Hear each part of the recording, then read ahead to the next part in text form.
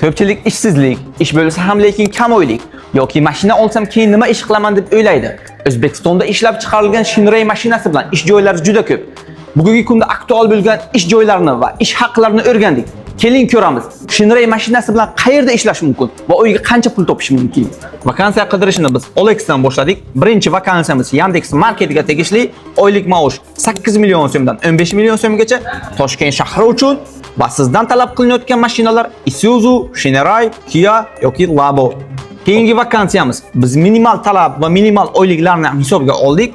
Xo'p, Samarqand shahriga tegishli oylik maosh 5 million so'mdan 8 million so'mgacha. Keyingi lokatsiyamiz 7 milliondan 10 million so'mgacha Toshkent shahriga tegishli.